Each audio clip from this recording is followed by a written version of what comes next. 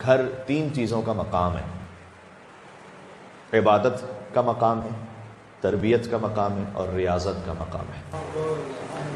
عبادت یعنی بندگی، گھر کا ماحول ایسا ہو کہ سب ایک دوسرے کے لیے مددگار ہو بندگی پروردگار میں، اللہ کے راستے پر آگے بڑھنے میں۔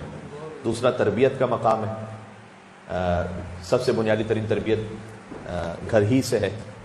اس کے بعد مرحلہ آتا ہے اسکول کا، امام بارگاہ کا اور ٹیچرز کا، لیکن سب سے پہلا جو فریضہ بنتا ہے وہ گھر کا بنتا ہے فریضہ۔ اور انسان اس طرح سے اب بری ذمہ نہیں ہو سکتا، اپنے آپ کو نہیں کہلوا سکتا کہ جناب ماحول ایسا تھا، یا مدرسہ اچھا نہیں تھا، یا ٹیچرز اچھے نہیں تھے، یا امام بارگاہ میں فلاں ایکٹیویٹیز نہیں ہو رہی تھی، لہٰذا دیکھو بچے اس طرح سے ہو گئے۔ وہ سب بھی اپنے مقام پر ضروری ہے، لیکن جو سب سے پہلی ذمہ داری ہے وہ گھر کی ذمہ داری ہے۔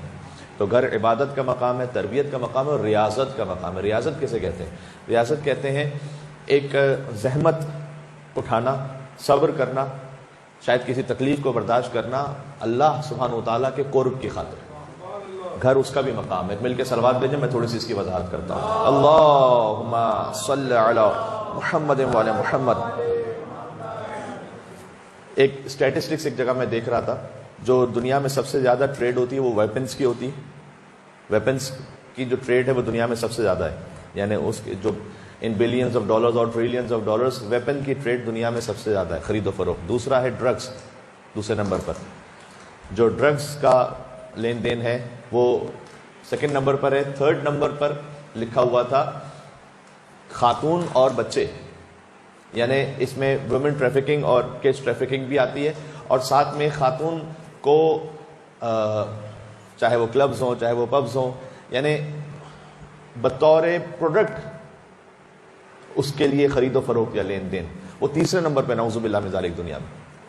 پھر اس کے بعد انرجی آئٹمز ہیں، آئل، گیس، اور پھر ففتھ نمبر پر تھا ٹورزم۔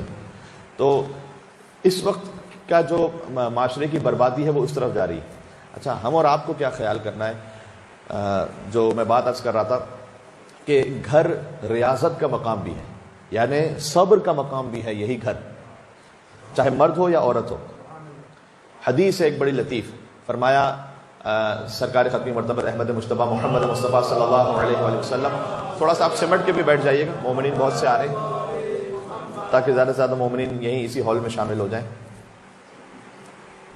ایک اور صلوات بھیجیے گا، اللہم صلی علی محمد وآل محمد وعجل فرجہم۔ حضور نے فرمایا کہ تین کم از کم خواتین وہ ہیں جنہیں فشار قبر نہیں ہوگا، اور اگر آپ اس کی علت اور فلسفے پہ جائیں تو اس میں کم سے کم ایک حوالے سے مرد بھی شامل ہیں۔ تو میں عرض کرتا ہوں آپ کی خدمت میں، تین خواتین کا فشار قبر وہ عذاب ہے یا وہ مرحلہ ہے کہ جس سے بہت کم لوگ بچ پائیں گے، بہت کم لوگ ایسے ہوں گے جو فشار قبر سے بچ پائیں گے۔ ان میں فرمایا ایک خاتون وہ ہے کہ امرأۃ صبرت علی سوء خلق زوجہا، وہ خاتون کے جو اپنے شوہر کی بد اخلاقی پر صبر کر لے، اللہ سبحانہ و تعالیٰ اسے قبر کے فشار سے محفوظ کر لے گا۔ اور اس کی وجہ بھی سمجھ میں آتی ہے، کیونکہ امیر المومنین نے ایک وجہ بیان فرمائی ایک اور حدیث میں، فرمایا خدا اس سے بہت زیادہ کریم ہے کہ ایک شخص کو ایک ہی چیز کے لیے 2 مرتبہ سختی سے گزارے۔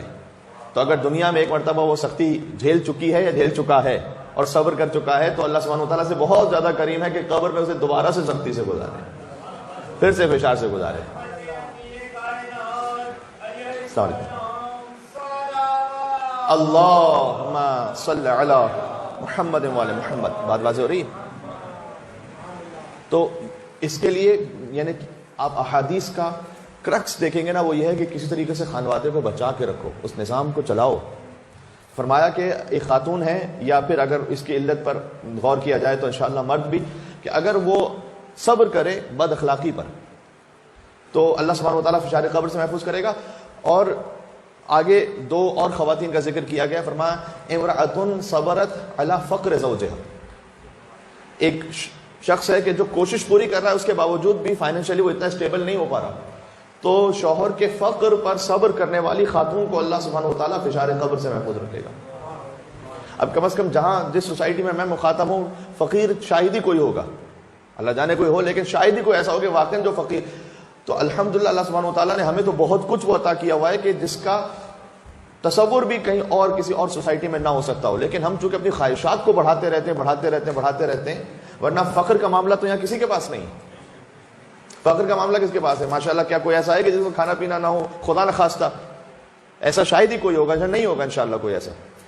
کیا کوئی ایسا بھی ہوگا کہ جس کے بعد بنیادی بیسک نیڈز نہ ہو؟ وہ سب پوری ہو رہی ہوتی ہیں، لیکن چونکہ ہم، مولا کائنات کی ایک حدیث کا مفہوم ہے، فرمایا کہ اپنی خواہشات کے بے لگام جانور کو قناعت کی لگام سے کنٹرول کر لو، روک کے رکھو۔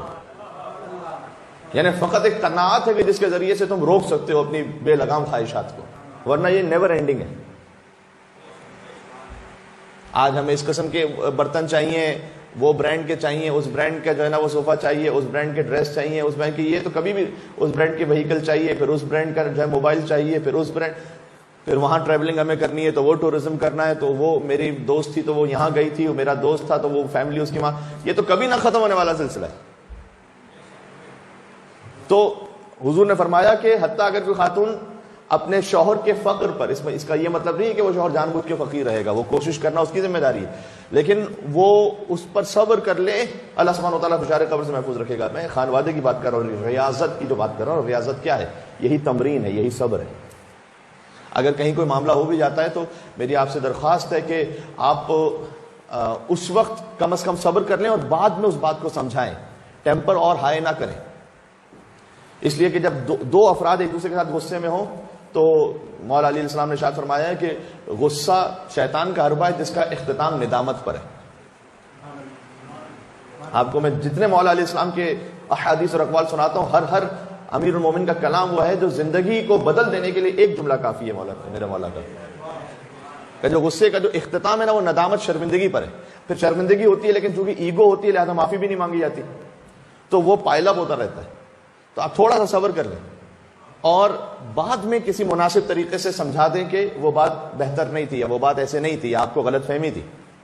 تو یہ جو صبر کر لینا یہ ہے ریاضت۔ گھر تین چیزوں کا مقام ہے، میں پھر سے ریپیٹ کر رہا ہوں، گھر ہے عبادت کا مقام، تربیت کا مقام اور ریاضت کا مقام۔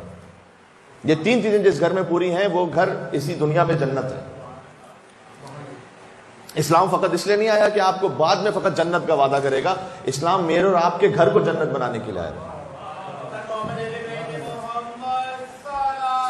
اللہم صلی علی محمد وعلی محمد۔ بس بہت زیادہ طول کلام نہیں۔ تیسرا، وہ خاتون، حضور نے فرمایا اس پہ فشار قبر نہیں ہوگا کہ جو اپنے شوہر کا جو حق مہر ہے وہ معاف کر دے اور اسے ہبہ کر دے۔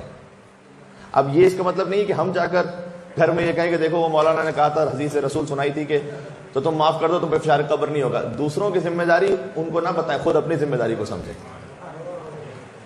ہم دوسروں کی ذمہ داری کو طے کرتے ہیں، اس لیے کہ رسول اللہ نے مردوں کے لیے ارشاد فرمایا کہ تم پر ایک قرض کی طرح ہے، تم پر واجب ہے کہ تم ادا کرو، لیکن اگر وہ ادا نہ کرے تو ایک خاتون معاف کر دے کا فشار قبر سے وہ محفوظ رہے گی۔ بات واضح ہو رہی ہے؟ یعنی اس کا مطلب ہے کہ امور خانوادگی کو اللہ تعالیٰ نے ہمارے آخرت کے معاملات سے جوڑا ہے۔ یہ اتنے اہم ہیں کہ ہماری قبر قیامت کے معاملات سے فیملی میٹرز کو جوڑ کے رکھا ہوا ہے۔ اس کا مطلب یہ کہ خالی ہماری دنیا داری کا معاملہ نہیں ہے، یہ دین کا معاملہ ہے۔ دیکھیں اگر خدا نہ خواستہ لاکھ خدا نہ خواستہ کہیں جدائی کی منزل بھی آ جائے اور کہیں پر کوپ اپ نہ ہو سکے تو دین، شریعت، اخلاق کا لحاظ رکھتے ہوئے جدا ہو۔ ہم ازدواجی اگر ریلیشن سے باہر نکل رہے ہیں لیکن دین اور شریعت سے تھوڑی باہر نکل رہے ہیں، کم از کم اس کا تو احترام رکھیں۔ ہوتا ہے کبھی کسی منزل پہ کسی فار واٹ ایور ریزن نہیں ہو پا رہی، اسی لیے اللہ تعالیٰ نے ایک بہرحال طلاق کا راستہ رکھا ہوا ہے، اس کو بند نہیں کیا کہ جیسے بعض اور دیگر ادیان میں ہے کہ وہ ایک دفعہ اگر جڑ گئے تو پھر کوئی طریقہ ہی نہیں ہے کہ اس کو ختم کیا جا سکے، پھر جنازہ ہی نکلے گا وغیرہ وغیرہ، نہیں، ایک راہ رکھی کیونکہ دین عقلی دین ہے، فطری دین ہے، لیکن اس میں اخلاق کا، شریعت کا، واجب اور حرام کے معاملات کا تو لازم ہے کہ خیال رکھیں، لیکن اخلاق اور شریعت کا آپ نے زندگی ساتھ گزاری ہے، 5 سال 10 سال بعض اوقات 20-25 سال زندگی ساتھ گزاری ہے، وہ اتنا تو ورث ہے کہ جب الگ ہو رہے ہو تو احترام کے ساتھ الگ ہو۔